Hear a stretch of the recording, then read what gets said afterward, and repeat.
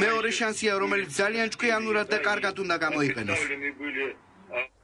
ოკუპირებული ტერიტორიებიდან იძულებით გადაადგილებულ პირთა განსახლების და ლტოლვილთა მინისტრი დავით არახველიძე გერმანიის განვითარების და რეკონსტრუქციის ბანკის ხელმძღვანელს საქართველოში ლარს ორმანს შეხვდა. საუბარი დევნილი მოსახლეობისათვის დაგეგმილ და მიმდინარე მშენებლობებს შეეხო.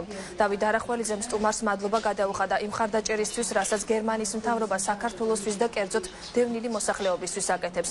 მინისტრმა ლარს ორმანს ის პრობლემების გააცნო, რაც ჯერ კიდევ მოსაგვარებელია.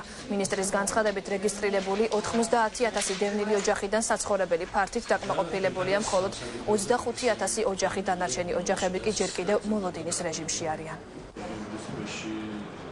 ძალიან გაჭიანურდა ზუგდიდში 8 კორპუსის დაწყება და აქ MDF-ის და რეგიონალური სამინისტროს საკითხი არის ალბათ, მაგრამ იმედია რომ მალე დაიწყება და 280 ბინა უნდა მომზადდეს დევნილთათვის ზუგდიდის მიმდებარე ტერიტორიაზე. გერმანიის მთავრობამ 10 მილიონი დოლარი გამოყო საქართველოში დევნილების საცხოვრებლით უზრუნველყოფის მიზნით. ეს პროექტი წარმატებით მიმდინარეობს ფოთში, ზუგდიდში, ქუთაისში და წყალტუბოში. ვიმედოვნებთ, რომ ამ ფულით ეფექტურად მოხდება დევნილთა განსახლების პრობლემის გადაჭრა.